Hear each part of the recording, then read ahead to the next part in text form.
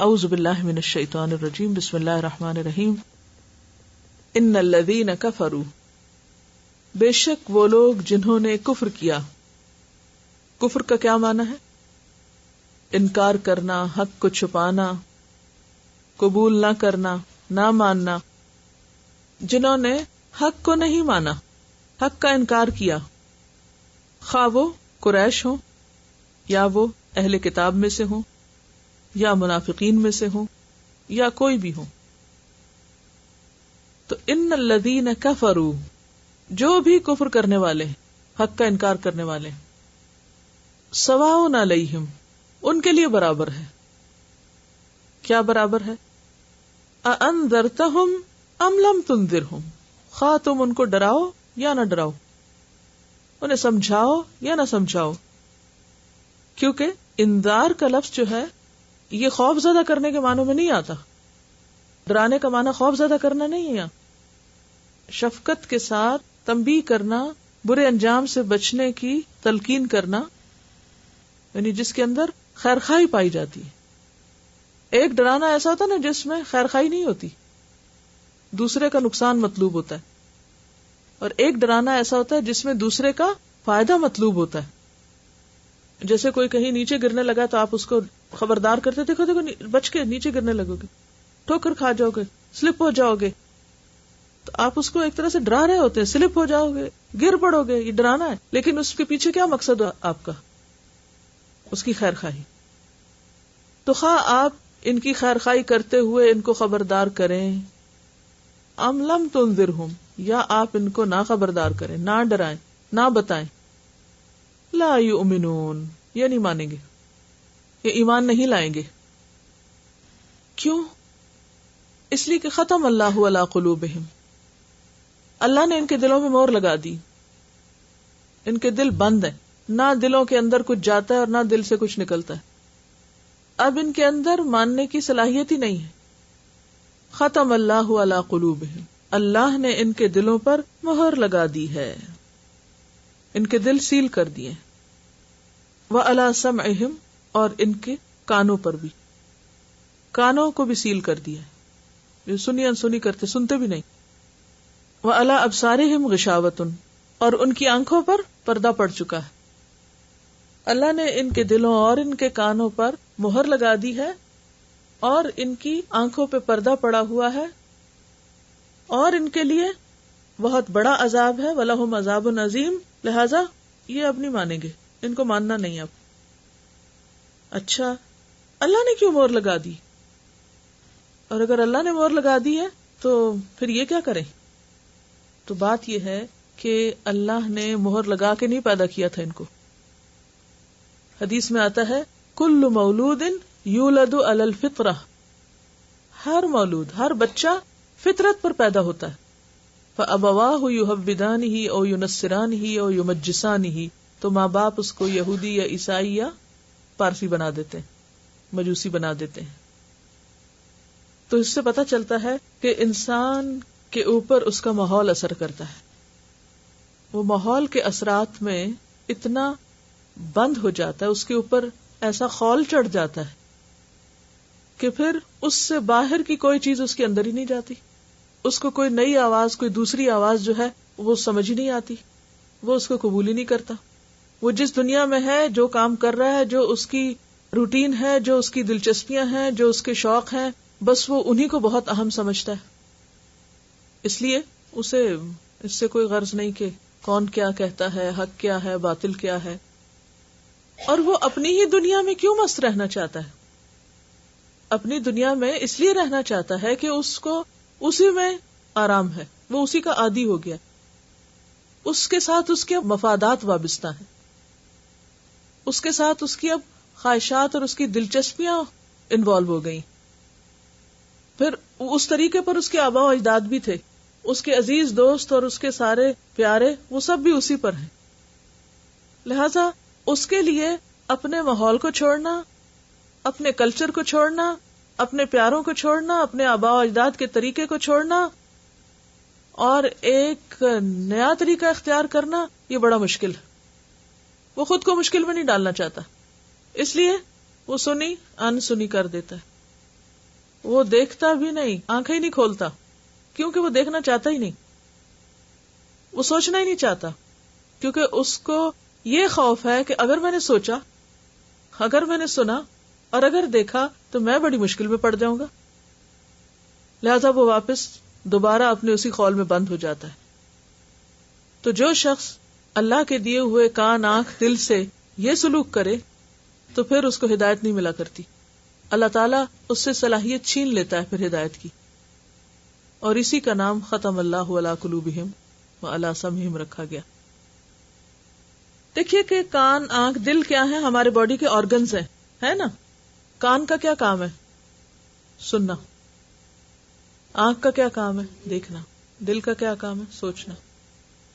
اچھا، اب اگر کوئی اپنے کان کھولتا ہی نہیں، سننا ہی نہیں چاہتا، کان ہے سننا نہیں چاہتا، اور صرف کیا نہیں سننا چاہتا، یہ سنتا نہیں یعنی جو اس کے انٹرسٹ کی بات نہیں، وہ صرف وہ بات سنتا ہے جس میں اس کی دلچسپی ہے، جو اس کی خواہشات یا اس کی محبوب چیزیں ہیں، وہ ان کے بارے میں تو خوب سنتا ہے، خوب انٹرسٹ لیتا ہے، کوئی نہ بھی بتائے تو خود جا کے پوچھتا ہے۔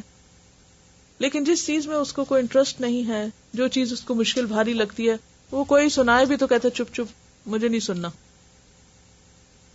کیونکہ وہ اس کے موڈ، مزاج، خواہشات کے خلاف ہے، لہذا وہاں وہ اپنے کان بند کر لیتا ہے، اپنی آنکھیں بھی بند کر لیتا ہے۔ اب دیکھنا، سورج نکلا ہو اور آپ آنکھ ہی نہ کھولیں تو کیا ہوگا؟ نظر آئے گا آپ کو؟ نہیں۔ تو اسی طرح بہت دفعہ ایسے ہوتا ہے کہ آپ کوئی کام کر رہے ہوتے ہیں تو آپ کو سامنے کی آواز نہیں سنائی دیتی، وہ دور کی زیادہ سنائی دیتی، کیونکہ آپ کی دلچسپی دور کی آواز میں ہوتی ہے، بس دو لوگ کئی سرگوشیاں کر رہے ہیں، آپ کو بہت انٹرسٹ ہے کہ مجھے پتا چلے یہ کیا بات کر رہے ہیں۔ چلیے ایک اور مثال، ٹیلی ویژن لگا ہوا ہے اور ساتھ آپ کے ہسبینڈ بیٹھے، وہ آپ سے کوئی بات کر رہے ہیں، آپ کو ان کی بات سنائی نہیں دے رہی ہے، کیوں؟ کیونکہ آپ کچھ اور سننا چاہ رہے ہیں اس وقت، آپ وہ ٹیلی ویژن میں جو کچھ کہا جا رہا ہے اس کو سن رہے ہیں، لہٰذا قریب کے بندے کی آواز نہیں سنائی دے رہی ہے آپ کو، کیونکہ آپ کو اس میں انٹرسٹ نہیں، وہ دور کی آواز سنائی دے رہی ہے۔ تو یہی مور لگنا ہے کہ جو چیز انسان کی دلچسپی اور پسند کی نہیں، وہ چاہے پاس سے ہو، وہ نہیں اس کو سنائی دیتی، اس کے لیے وہ بلاکیج آ جاتا ہے۔ پھر اسی طرح دیکھنے میں بھی آپ دیکھیں کہ کسی جگہ پر آپ جاتے، مثلاً آپ مارکیٹ میں گئے، کسی کپڑے کی دکان پہ گئے، مثلاً بہت سے کپڑے لٹکے ہوئے، آپ کو کیا دکھائی دیتا ہے جو آپ کو چاہیے یا آپ کو پسند ہے؟ مثلا بچوں کے کپڑے لٹکے ہوئے، دیکھیں گے آپ ان کو؟ نہیں، مجھے بچوں کے کپڑے نہیں چاہیے، وہ کہاں ہے؟ ڈھونڈ رہی ہوتی ہیں آپ کی نظریں، وہ کدھر ہے جو مجھے چاہیے۔ اسی طرح آپ کمرے میں داخل ہوتے ہیں، بے شمار لوگ ہیں، آپ کس کو دیکھتے ہیں؟ بات تو انٹرسٹ کی ہے نا، تو بات تو اپنے دل کی ہے نا، جس چیز پہ آپ کا دل ہوگا اسے آپ دیکھیں گے، جس میں دلچسپی ہوگی یا جس کی بات امپورٹنٹ ہوگی اس کی سنیں گے۔ اسی طرح جو چیز آپ کی خواہشات کے مطابق ہوگی اس کو اپنی سوچوں کا حصہ بنا لیں گے، اٹھتے بیٹھتے اس کا خیال دل میں ہوگا۔ تو بات یہ ہے کہ جب ایک خاص چیز کے لیے آپ اپنا ہاتھ استعمال نہ کریں، مثلا ویکیوم پہ آپ کا ہاتھ خوب چلے گا مگر قلم پہ نہیں چلے گا، کیوں؟ وہ روز کرتے ہیں، آپ کے مسل ٹیون ہیں، لیکن قلم کے لیے ٹیون نہیں ہے، اینڈ سو آن، اور چیزوں کا بھی اسی طرح۔ یہ ایک بالکل فطری سی چیز ہے، اگر آپ مہینہ بھر اپنا ہاتھ بستر سے نہ اٹھائیں، یعنی جسم کا کوئی حصہ آپ استعمال کرنا چھوڑ دیں، تو کیا ہوتا ہے؟ کام کرنا چھوڑ دیتا نا، یا کسی خاص چیز کے لیے اس کو استعمال نہ کریں۔ مثلاً آپ کو چلنے کی تو عادت ہے، بھاگنے کی نہیں، تو اپنے ٹانگوں کو اگر آپ چلنے کے لیے استعمال کر سکتے تو بھاگنے کے لیے شاید نہ کر سکیں گے، بھاگیں گے تو بہت تکلیف اٹھائیں گے۔ تو اب آپ کو پتا ہے کہ بھاگنے کا نتیجہ کیا، لہذا آپ بھاگتے ہی نہیں، آپ پہلے سے ہی انکار کر دیتے کہ نہیں، یہ میرے بس کی بات نہیں۔ تو یہ قدرتی بات۔ تو جس طرح فزیکلی جو چیز ہم استعمال نہیں کرتے وہ ڈل ہونے لگتی ہے، وہ شل ہونے لگتی ہے، اسی طرح جب ہم اپنے دل کو حق کی تلاش کے لیے نہیں جگاتے، جب ہم اپنی آنکھوں کو حق دیکھنے کے لیے نہیں استعمال کرتے، جب ہم اپنے انہی کانوں کو جس سے دنیا بھر کے خرافات سنتے ہیں اللہ کی بات سننے کے لیے نہیں استعمال کرتے، تو بھلا بتائیے کہ حق کہاں سے آئے گا؟ مہر نہ لگے گی تو اور کیا ہوگا؟ تو ختم اللہ علی قلوبہم وعلی سمعہم وعلی ابصارہم غشاوۃ. اب آپ دیکھیے کہ یہاں پر دو چیزوں پہ مہر ہے اور ایک کے اوپر پردہ ہے نا. کان اور دل پر مہر ہے، آنکھ پر پردہ ہے. کیوں؟ یہ فرق کیوں ہے؟ آپ دیکھیے کہ کان کے اوپر آپ کا کنٹرول نہیں ہوتا. آپ کو میں کان بند کرنے لگی ہوں، نہیں کر سکتا. دل بند کرنے لگی ہوں، نہیں بند کر سکتا. آنکھیں بند کرنے لگی ہوں، کر سکتے. فرق ہے نا تینوں آرگنز میں. تو اس لیے ختم اللہ علی قلوبہم وعلی سمعہم اور وعلی ابصارہم غشاوۃ. اس لیے ان دونوں کے اس میں فرق ہے. وہ جو دو ہیں جن کی ایفیشنسی زیادہ ہے، جن کے اندر زیادہ صلاحیت تھی اور آپ نے ان کو حق کے لیے استعمال ہی نہیں کیا، تو ان پر تو پھر اچھی طرح سیل لگی. اور آنکھوں پر پردہ ہے مگر ابھی سخت ہے. اس کا مطلب یہ ہے کہ آخری درجے پر بھی ہدایت کا بھی رستہ کھلا ہے. سمجھ آ گئی بات؟ یعنی اگر دل اور کان پوری طرح وسیل ہیں تو آنکھیں کچھ تو دیکھتی ہیں. غشاوہ وہ پردہ، رقیق پردہ جس کے پیچھے سے یعنی چانسز باقی ہیں. اگر کھول لی آنکھیں اور قبول کر لیا تو پھر تو آگے بھی بڑھ جائیں گے، ورنہ ہدایت ملنے کے چانسز نہیں. قرآن پاک میں ایک اور جگہ پر یہ بتایا گیا کہ من کفر باللہ من بعد ایمانہ الا من اکرہ وقلبہ مطمئن بالایمان ولکن من شرح بالکفر صدرا، جس کا دل کفر پر مطمئن ہو گیا یعنی اس نے کفر کو ایکسپٹ کر لیا، فعلیہم غضب من اللہ، ان پر اللہ کی طرف سے غضب، ولہم عذاب عظیم، ان کے لیے عذاب عظیم ہے. ذالک، یہ کیوں ہوا؟ بأنہم مستحب الحیات الدنیا علی الآخرہ، انہوں نے دنیا کی زندگی کو آخرت پر ترجیح دی. تو یہ مہر کس پہ لگتی ہے، یہ پردہ کس پہ پڑتا ہے؟ جو آخرت کے مقابلے میں دنیا کو ترجیح دیتے ہیں، جو دنیا کی محبت میں گرفتار ہیں، وہ آخرت کے بارے میں نہیں سوچنا چاہتے. وَأَنَّ اللَّهَ لَا يَهْدِي الْقَوْمَ الْكَافِرِينَ، اور اللہ انکار کرنے والے لوگوں کو ہدایت نہیں دیتا. اولئک الذین طبع اللہ علی قلوبہم وسمعہم وابصارہم واولئک ھم الغافلون. ایسا کس کے ساتھ ہوتا ہے؟ غافلوں کے ساتھ ہوتا ہے. اللہ نے ایسے لوگوں کے دلوں پر، کانوں پر، آنکھوں پر مہر لگا دی، ٹھپا لگا دیا. یہ وہ لوگ ہیں جو غفلت میں پڑے ہوئے ہیں. یہ آیت ہے سورۃ النحل کی، آیت نمبر 106 سے 108 تک. تو وجہ کیا نظر آتی ہے؟ دو بنیادی وجہ ہیں. دنیا کو آخرت پر ترجیح دینا، دنیا پرائرٹی ہے، آخرت پرائرٹی نہیں. نمبر 2، غفلت میں پڑے رہنا، پرواہی نہیں، بنتی ہے بگڑتی ہے، عذاب ہے، جنت ہے یا جہنم ہے، جدھر جائیں گے چلے جائیں گے، بس کیا سوچنے کی ضرورت، سب جہاں جائیں گے ہم بھی چلے جائیں گے. کبھی یہ جملہ سنا آخرت کے بارے میں؟ کئی لوگوں کو یہ کہتے ہوئے سنا، اتنی کیا فکر کی بات ہے، جہاں اور لوگ جائیں گے ہم بھی چلے جائیں گے، ہم اکیلے تھوڑی ہوں گے. تو کفر کی بنیادی وجہ کیا ہے؟ اپنے وہ لطیف احساسات یا اپنی جو ایسی قوتیں ہیں سننے کی، دیکھنے کی اور سمجھنے کی، ان کو صحیح ڈائریکشن پر استعمال نہ کرنا. تو ہم اس کو پھر تھوڑا سا خلاصہ کریں گے کہ ان الذین کفروا، بے شک وہ لوگ جنہوں نے کفر کیا، جنہوں نے انکار کیا. وجہ کیا تھی انکار کی؟ دنیاوی مفادات، دنیا پرستی، مادہ پرستانہ زندگی، یعنی دنیا کو ہی ترجیح دینا اور آخرت کے بارے میں غافل رہنا. اور یہ ایک حقیقت ہے نا، اگر آپ دیکھیں آج کا انسان کیوں نہیں آخرت کے بارے میں سوچتا؟ کیونکہ وہ انسانوں کی بنائی ہوئی دنیا میں گم ہے، انسانی مصنوعات میں گم ہے. مصنوعات کیا ہوتی ہیں؟ جو انسانوں کی بنائی ہوئی چیزیں. مادہ پرستی، مادہ پرستی کیا ہوتی ہے؟ مٹیریلزم. جو لوگ مٹیریلزم کا شکار ہیں، انسانوں کی بنائی ہوئی چیزوں میں ہی گم ہیں، انہی پہ خوش ہیں، انہی پہ حیران ہیں، انہی کی داد دے رہے ہیں، انہی کے اندر مصروف ہیں، تو پھر کیا ہوتا ہے؟ پھر ان کو خدا کی بنائی ہوئی تو کوئی چیز نظر نہیں آتی. اگر آپ ہائی رائزز کے اندر کئی گم ہیں. انسانوں کی بنائی مصنوعات سے بڑے بڑے مالز بھرے ہوئے ہیں. سڑک پر چلنے کے بجائے آپ اسی کے اندر گھومنا پسند کرتے ہیں. ہر طرف انسانوں ہی کی بنائی ہوئی خوبصورت چیزیں آپ کو نظر آ رہی ہیں. وہی آپ کو اٹریکٹ کرتی ہیں, وہی آپ کو اپنی طرف کھینچتی ہیں, انہی کے آپ شیدائی ہیں اور فدائی ہیں. تو آپ اللہ کے بارے میں کہاں سے سوچیں گے؟ اللہ کی بنائی کوئی چیز تو نظر ہی نہیں آ رہی. توجہ سے بیٹھیے, قلم ہاتھ میں رکھیے تو انشاءاللہ زیادہ توجہ رہے گی. علامہ بالقلم, ٹھیک ہے, سب لوگ قلم ہاتھ میں رکھیں. جی, یعنی آپ دیکھیں کہ ہم سب اپنے اپنے لائف سٹائل پہ غور کریں. اور ہم عمومی طور پر انڈسٹریل ریولوشن کے بعد آپ دیکھیں کہ انسانوں کے ایٹیٹیوڈ میں ایک مختلف طرح کی تبدیلی آئی ہے.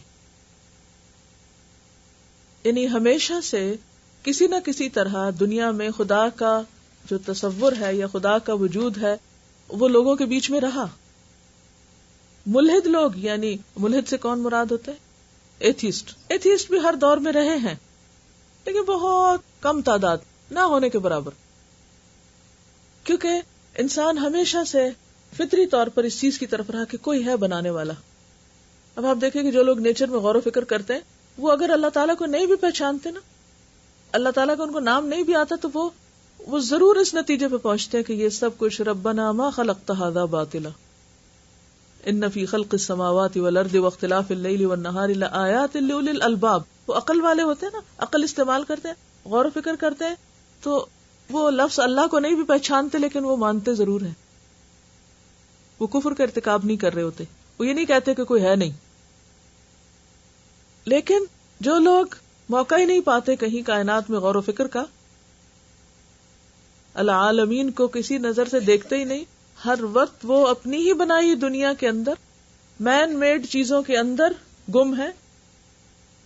اب آپ دیکھیں کہ پہلے گھر بھی اس طرح بنتے تھے کہ کوئی کھڑکی کھلی جاتی تھی اور کوئی نیچرل ہوا اور روشنی, اور وہ اب ہم آرٹیفیشل روشنیوں میں, آرٹیفیشل ہواؤں میں, آرٹیفیشل کھانوں میں, اور ہر چیز ایک مصنوعی انداز سے ہمارے اوپر جو چھائی ہوئی ہے, تو اس سارے خول سے انسانوں کا باہر نکل کے اللہ کو پہچاننا یہ اور زیادہ مشکل ہو گیا ہے.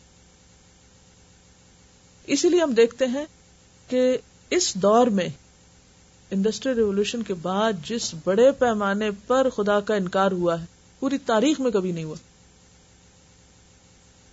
یعنی کفر کے اعتبار سے اگر آپ دیکھیں تو یہ دور شدید ترین ادوار میں سے ہے. پہلے زمانے کے لوگ شرک کرتے تھے, شرک کی بیماری بہت تھی پہلے. ابتدا میں سب لوگ توحید پر تھے. نوح علیہ السلام کے زمانے میں شرک آیا ان میں, پھر عرصہ دراز تک شرک کسی نہ کسی شکل میں لوگوں میں موجود رہا. لیکن موجودہ دور میں شرک کی نوعیت بدل گئی. پہلے جو سورج چاند ستاروں کو پوجتے تھے, اب انہوں نے جب ان کو مسخر کر لیا, پہچان گئے کہ سورج کیا ہے, چاند کیا ہے, ستارے کیا ہیں, تو اب وہ ان کو تو نہیں پوچھتے. لیکن اب کیا ہوا کہ انسانوں کے اندر ایک بڑے پیمانے پر مادہ پرستی آئی, مٹیریلزم آیا. جتنی جتنی دنیا زیادہ ملنے لگی, جتنی جتنی سہولتیں زیادہ ہونے لگی, جتنا جتنا انسان کو اپنی دنیا کے معاملات میں عقل استعمال کرنے کا زیادہ موقع ملا, اتنا اتنا خدا سے دوری, خدا سے غفلت اور خدا کا انکار کثرت سے ہونے لگا.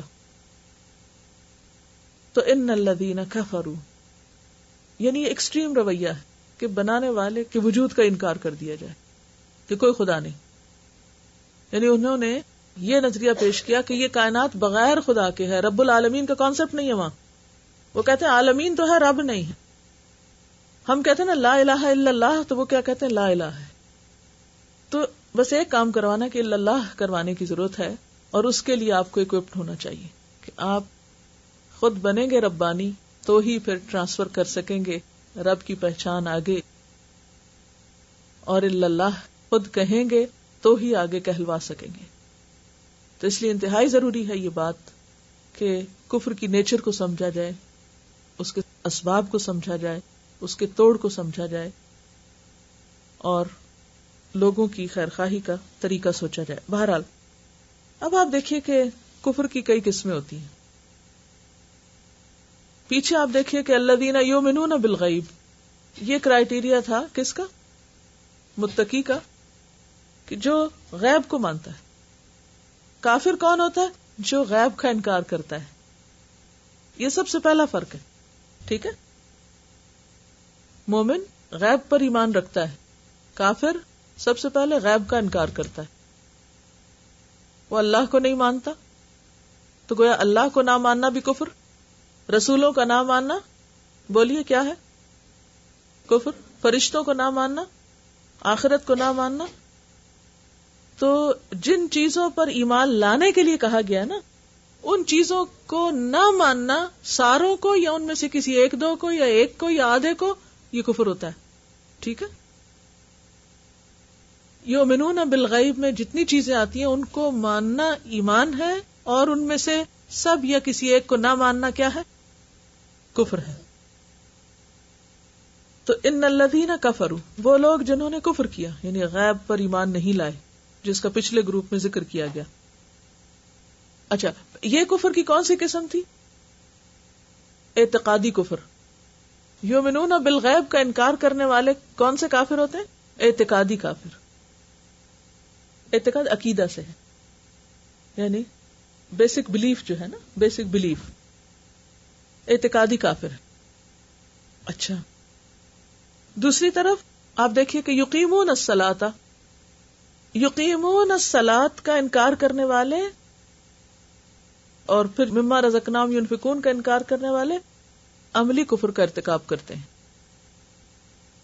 وہ بیسک چیزوں کو تو مان جاتے ہیں, اللہ بھی ہے, رسول بھی ہے, کتابیں بھی, سب ہے, لیکن جب اللہ رسول کا حکم آتا ہے نماز پڑھو اور زکوٰۃ دو, تو پھر وہ کیا کرتے ہیں, وہاں انکار کرتے ہیں. اسی لیے آپ نے وہ حدیث سنی ہوگی کہ من ترک الصلاۃ فقد کفر, جس نے جان بوجھ کے نماز چھوڑی اس نے کیا کیا, کفر کیا. تو یہ کون سا کفر ہے؟ اعتقادی کفر نہیں ہے, یہ عملی کفر ہے.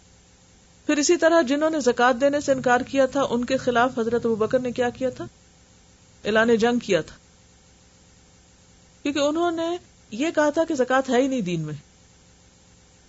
تو وہ پھر اعتقادی کفر ہو جاتا ہے وہاں. لیکن عملی طور پر بھی اگر کوئی شخص کہتا ہے کہ میں نہیں دیتا, تو وہ بھی ایک طرح سے عملی کفر کا ارتکاب. کفر کا کیا معنی؟ انکار کرنا, کہ میں نہیں دیتا زکوٰۃ, یہ کیا ہے, انکار ہے نا. اچھا, پھر اسی طرح وبالآخرۃ ھم یوقنون, آخرت کا یقین نہ ہونا, بس بیگ سا ایک کانسیپٹ ہے, ہاں ہوگی آخرت, کچھ پتہ نہیں کیا ہوگا کیا نہیں ہوگا.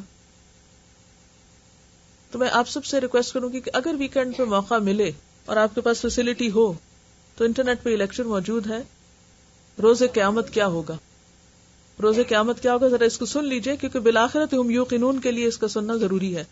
ٹھیک ہے, alhuda.pk.com ویب سائٹ کے اوپر. اچھا جناب, پھر آپ دیکھیے کہ کتب کا انکار کرنا, پچھلی کتابوں کا انکار کرنا, یہ بھی کفر میں شامل ہو جاتا ہے. آخرت کا ایمان. اچھا, اب آپ دیکھیے کہ ان الذین کفروا میں یہاں عملی کفر کرنے والے مراد نہیں ہیں. کیا آپ کو یہ بات سنائی دے گی؟ ان الذین کفروا سے مراد کون لوگ ہیں؟ اعتقادی کافر مراد ہے, اعتقادی کفر مراد ہے یہاں. یؤمنون بالغیب کے انکاری, یہاں اس کی طرف اشارہ ہے. ان الذین کفروا, بے شک وہ لوگ جنہوں نے کفر کیا, جیسے فرعون. اب آپ دیکھیے کہ ایمان لانے کے لیے زبان اور دل دونوں کا ماننا ضروری ہے. ٹھیک ہے, زبان اور دل دونوں کا اقرار ضروری ہے. اگر زبان کا اقرار ہو اور دل کا انکار ہو, یا دل کا انکار ہو اور زبان کا اقرار ہو, تو یہ ساری چیزیں پھر کفر میں ہی شامل ہو جاتی ہیں. دل اور زبان میں موافقت ضروری ہے. مثلا اب آپ دیکھیے, ایک صورت ہے دل سے بھی انکار, زبان سے بھی انکار. اس میں کون آتا ہے؟ فرعون. کب مانا تھا وہ؟ جب ڈوبنے لگا تھا. ٹھیک ہے نا, یاد آ گئی آپ؟ اچھا, پھر اس کے بعد آپ دیکھیے کہ کچھ لوگ دل سے تو مانتے ہیں, زبان سے انکار کرتے ہیں. دل سے مانتے ہیں, زبان سے انکار کرتے ہیں. ان میں کون شامل ہے؟ مثلا ابلیس اور ابو جہل. ابو جہل آپ کو یاد ہے کہ تنہائی میں بات کرتے ہوئے اسے سنا گیا تھا کہ جب اس نے کہا کہ یہ تو ہم مانتے ہیں کہ جو یہ کہہ رہا ہے یہ بالکل ٹھیک ہے, لیکن اگر ہم مان جائیں تو پھر پہلے قریش کے پاس ساری چیزیں ہیں, اور نبوت بھی اگر قریش میں آ گئی تو پھر ہمارا کیا رہا. تو ایک انا آ گئی تھی آڑے. تو پہلی چیز زبان کا انکار، دل کا انکار، پکا انکار. اس کی مثال ہے فرعون کی. دوسری مثال دل میں تو اقرار لیکن زبان سے انکار. اس میں مثال ہے ابو جہل جیسے بہت سے اور قریش کے لوگوں کی جو آپ کو پہچانتے تھے لیکن مانتے نہیں تھے اور زبان سے انکار کرتے تھے. تیسری مثال ہے ان لوگوں کی کہ جو دل سے تو مانتے نہیں تھے اور زبان سے اقرار کرتے تھے. منافق عبداللہ بن ابی دل سے انکار کرتے تھے اور زبان سے اقرار کرتے تھے، اوپر اوپر سے مسلمان بنے ہوئے تھے. یہ منافقین تھے جیسے عبداللہ بن ابی اور اس کے ساتھی. تو ان الذین کفروا، بے شک وہ لوگ جنہوں نے کفر کیا. تب ہمیں پتہ چلتا ہے کہ کفر کے پیچھے وجوہات کیا ہوتی ہیں. اب جیسے فرعون نے انکار کیا یا ابو جہل نے کیا یا عبداللہ بن ابی نے کیا، تو اس کے پیچھے دو بڑی چیزیں نظر آتی ہیں. ایک ہے مادہ پرستی، یعنی دنیا کی محبت، دنیا کی عزت، دنیا کی حکومت اور دنیا سے متاثر ہونا، اپنے ماحول سے متاثر ہونا. اور دوسری بڑی وجہ نفس کی رکاوٹ، انا. تکبر اسی میں آ جاتا ہے. تکبری کا دوسرا نام ہے انا پرستی، کہ اپنی بات کے اوپر اڑ جانا، حق سمجھ آ جانا لیکن اڑ جانا، انا کا شکار ہونا. اب آپ دیکھیے کہ جو شخص اللہ کی دی ہوئی نعمتوں کو، کان آنکھ کو استعمال ہی نہ کرے اور جس خول میں بند ہے اسی میں بند رہے اور اپنے مفادات کو قربان نہ کرنا چاہے. کیونکہ نبی صلی اللہ علیہ وسلم کے زمانے میں جب اسلام کی دعوت دی گئی تھی تو انکار کرنے والوں کے انکار کی وجہ کیا تھی؟ قربانی نہیں کرنا چاہتے تھے، نقصان نہیں اٹھانا چاہتے. وہ کہتے تھے اگر ہم تمہاری بات مان جائیں تو ہم تو اچک لیے جائیں گے زمین میں سے، ہمارے تو ساری معاشیات برباد ہو کے رہ جائیں گی. آج بھی آپ دیکھیں کہ کئی لوگ کہتے ہیں کہ ہاں اللہ تعالیٰ بھی ہے، سب دین سچا ہے، یہ سب اچھا ہے، لیکن اگر انہیں کہا جائے کہ پھر قبول کر لو، لا الہ الا اللہ بول دو، اقرار کرو، اظہار کرو، کیا چیز رکاوٹ بنتی ہے؟ پہلا مرحلہ تو یہ ہے کہ وہ اپنے ماحول سے باہر نکل کے کسی دوسرے کی بات سننا ہی نہیں چاہتے. جس دنیا میں ہے اسی میں ہی ہے. اولئک هم الغافلون، غفلت، انجام کی فکر ہی نہیں، آخرت کا خوف ہی نہیں. یعنی غافلون کیا کرتے ہیں؟ نہ عقل استعمال کرتے ہیں، نہ دل استعمال کرتے ہیں، نہ کان، نہ آنکھ. یعنی اگر ان تینوں چیزوں کو اگر ہم دیکھیں کہ ان کا استعمال نہ کرنا کیا ہے. غافلون کون ہوتے ہیں؟ جو آنکھیں بند کر لیں. آنکھیں بند کر کے کیا ہوتا ہے؟ سو جاتے ہیں نا. آنکھیں کب بند کرتے ہیں؟ جب سو جاتے ہیں. سوتے کیوں ہیں؟ آرام کے لیے نا، آرام پسند لوگ. تو جو لوگ اس دنیا پہ راضی ہو گئے، آرام میں پڑ گئے، دنیا کے عیش و عشرت، مادہ پرستی، اب وہ کیوں آنکھیں کھولیں، کیوں تکلیف اٹھائیں؟ آنکھیں بند. سننا نہیں چاہتے، سوچنا نہیں چاہتے. یہی وجہ ہوتی ہے نا کفر کی. تو جب یہ چیزیں استعمال ہی نہیں کریں گے تو اللہ تعالیٰ نے جو نعمتیں دی وہ واپس لے لے گا، پھر بلیم اللہ کو کریں گے. تو پوری دنیا میں جتنے انسان ہیں نا، ان کے 3 گروپس ہیں. پہلا گروپ متقین کا ہے جو انعمت علیہم ہے. دوسرا گروپ ان الذین کفروا کا ہے جو اپنی غفلت سے نہیں نکلنا چاہتے، جو دنیا کی محبت کے شکار ہیں، جو انا پرستی کا شکار ہیں، جو ضد کا شکار ہیں، تکبر میں مبتلا ہیں، پہچانتے ہیں حق کو لیکن اس سے آگے نہیں آنا چاہتے، سوچنا ہی نہیں چاہتے. تو ان الذین کفروا، بے شک وہ لوگ جنہوں نے کفر کیا، سواء علیہم، سوئے ہوئے لوگ، اپنی دنیا میں مست لوگ، آپ انہیں بتاتے رہیں 10 باتیں، وہ کیا کریں گے؟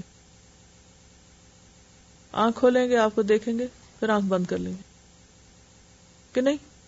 سمجھ رہے ہیں؟ سواء علیہم اانذرتہم ام لم تنذرہم.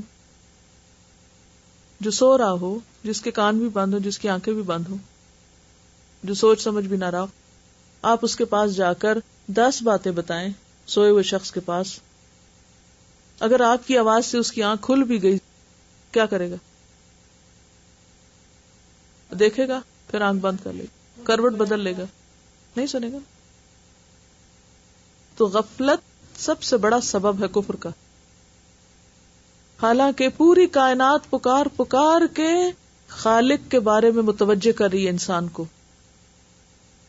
کیا واقعی انسان اتنا نہ سمجھے کہ اتنے بڑے آسمان کو اپنے اوپر دیکھے، دن اور رات کو آتے جاتے دیکھے، اور پھر بھی نہ سوچے، کبھی بھی نہ سوچے یہ کیسے بن گیا؟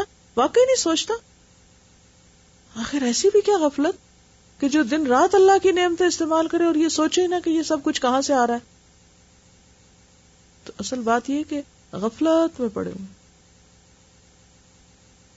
خواہشات کی محبت، شہوات کی محبت، دنیا کی محبت. جس ماحول میں رہ رہے ہیں اس کے اندر اتنے گم ہیں، بالکل ایک مشین بنے ہوئے ہیں، وقت ہی نہیں کچھ اور سوچنے کا. اور اگر ان کو کوئی 10 دفعہ سمجھائے سنائے بھی تو وہ جیسے سویا ہوا انسان تھوڑی سی آنکھ کھولے گا، دیکھے گا، اچھا کیا کہہ رہے، اچھا ٹھیک ہے مجھے آرام چاہیے، پھر بند کر لے گا آنکھ، پھر سو جائے گا.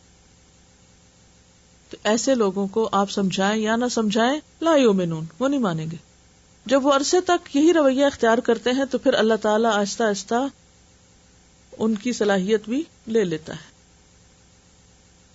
پھر وہ اپنے خول میں اتنے بند ہو جاتے ہیں کہ پھر چانسز بھی کم ہو جاتے ہیں. لیکن پھر بھی آخری چانس کے طور پر مرتے دم تک مہلت ضرور ہوتی ہے.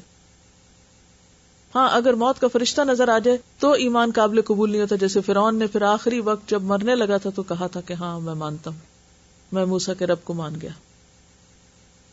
پھر اس وقت ماننا فائدہ نہیں دیتا جب اللہ تعالیٰ آخرت کا پردہ ہٹا دے کہ اب دیکھو کہاں جانے والے ہو، کس کی پکڑ میں آ گئے. اسی لیے کہا گیا نا کہ ان اللہ یقبل توبۃ العبد ما لم یغرغر. اللہ بندے کی توبہ قبول کرتا ہے کب تک؟ جب تک کہ اس کا سانس نہ اکھڑ جائے، یعنی موت کے وقت، موت سے پہلے پہلے. تو بھلے ساری زندگی گناہوں میں گزری ہو، اگر آخری لمحے پر بھی انسان جاگ جائے تو خوف سے نکل سکتا ہے، یعنی خطرے سے باہر ہو سکتا ہے. اور اگر کوئی شخص سوتا ہی رہ جائے اور مصیبت آ جائے، کوئی زلزلہ آ جائے، کوئی طوفان آ جائے تو کیا ہوگا؟ اٹھ کے بھاگے گا؟ بچاؤ کرے گا؟ نہیں بچ سکتا، اس میں ڈوبے گا، پکڑا جائے گا. تو موت تو ایک زلزلے یا طوفان ہی کی طرح ہوتی ہے. جب وہ آ جاتی ہے تو پھر ماننا فائدہ نہیں دیتا، حالانکہ اس وقت سب ماننا چاہتے ہیں. اسی لیے قیامت کے دن سب کہیں گے یا اللہ ایک دفعہ واپس بھیج، پھر ہم مان کے آئیں گے. مگر اس وقت تو وقت ہی گزر چکا ہوگا. اب آپ اس پس منظر کو سامنے رکھ کے دیکھیے، آپ کے آس پاس جتنے لوگ ہیں جن تک اسلام کا پیغام نہیں پہنچا، ان کو اسلام کی بات پہنچانے میں کیا چیز رکاوٹ بنتی ہے، کیا چیز بیریئر ہے؟ کیوں نہیں آپ میسج تھرو کر سکتے؟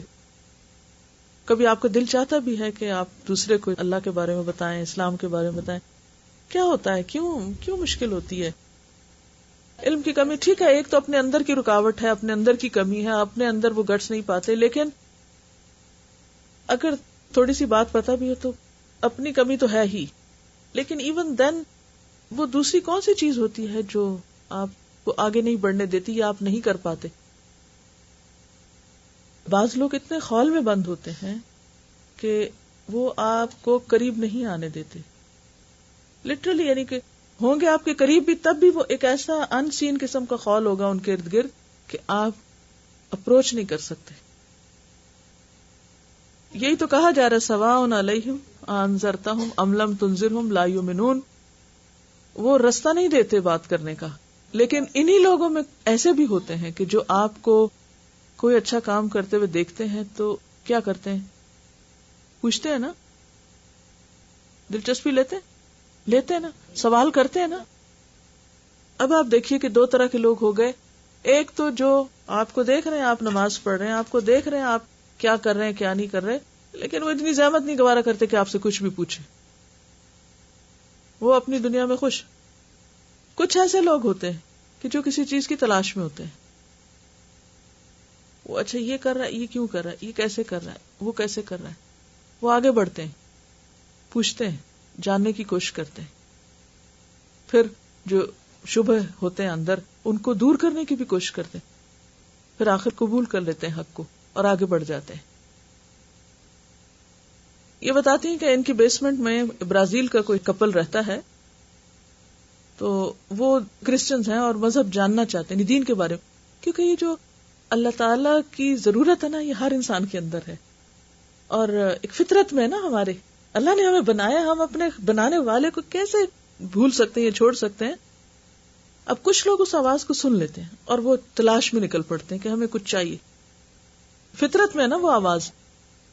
وہ کہتی ہیں ہماری جو آواز آتی ہے اذان کی, اس وقت وہ کام پہ جا رہے ہوتے ہیں اور وہ کہتے ہیں کہ یہ آواز ہمیں بہت اچھی لگتی ہے. اب وہ فطرت میں ہے وہ سب کچھ, اللہ اکبر جو ہے وہ انسان کے دل میں ہے نا, اسے کہنا ہے, لیکن اس کو پتا نہیں کہ وہ کیا چیز. اب آپ دیکھیے ان کو تلاش تھی, انہوں نے کہا کہ یہ میں اپنی بائبل پڑھتا ہوں تو ایک صفحے پہ کچھ ہوتا ہے, اگلے پہ کچھ اور, تو میری سمجھ میں نہیں یہ سب آتا, تو لیکن میں ریلیجس بننا چاہتا ہوں. اب اس کے لیے انہوں نے لا کے قرآن پاک دیا. اب آپ دیکھیے کہ یہاں یہ بات ہو رہی ہے کہ جو لوگ خول میں بند ہیں ان کو نہیں بات اثر کرتی, لیکن جو اپنا خول توڑ کے حق کو تلاش کریں. یاد رکھیے ایک چیز بن مانگے نہیں ملا کرتی, اور وہ ہدایت. اللہ نے سب کچھ بن مانگے دیا ہمیں, کھانا پینا, ہمارا جسم, ہم نے مانگا تھا اللہ ہمیں آنکھیں ضرور دینا, یہ سب کچھ خود ہی دیا اس نے. ہاں, پھر کائنات میں نشانیاں رکھ دی, اور اب ہدایت جو ہے وہ بن مانگے یا بن طلب کیے یا بن خواہش کیے وہ نہیں ملتی. اس کے لیے آپ کو ایفرٹ کرنا ہے اور آپ کو ایک قدم اٹھانا ہے. ایک قدم بھی کوئی اٹھائے گا تو نتیجہ کیا ہوگا؟ 10 قدم آپ کی طرف ہو گئی. اللہ تعالیٰ آئیں گے اور آپ کو ہدایت دیں گے انشاءاللہ.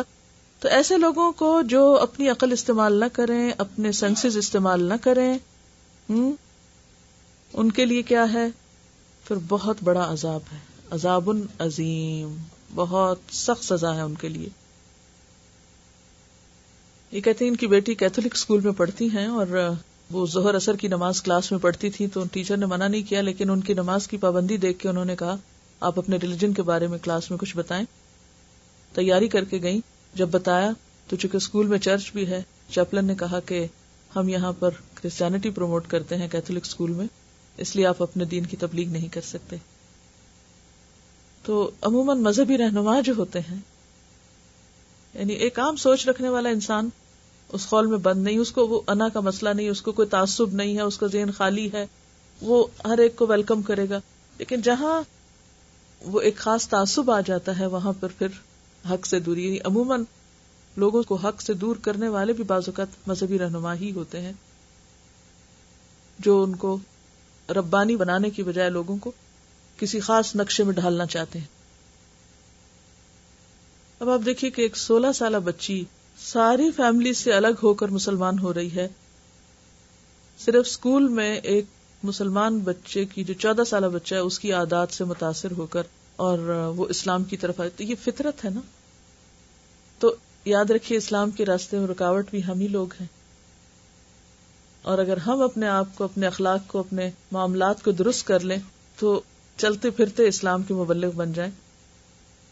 اور وہ سارے لوگ جن کی آنکھیں کھلی ہوں, جن کے سینے میں دل ہو, جو حق کی تلاش میں ہو, وہ خود لپک کر آپ کی طرف آئیں کہ حق کیا ہے. یہ بالکل ایک حقیقت ہے کہ خوف انسان کو جگاتا ہے, جیسے میں نے صبح بھی عرض کیا نا, محبت جگاتی ہے اور خوف جگاتا ہے. تو خوف جگاتا ہے انسان کو, جب انسان اپنی موت کو دیکھتا ہے یا ایسے نقصان دیکھتا ہے تو وہ لازماً تھوڑا سا ہوش میں آتا ہے, اور اگر اس وقت انسان لبیک کہہ دے تو اللہ تعالیٰ راستہ کھول دیتا ہے.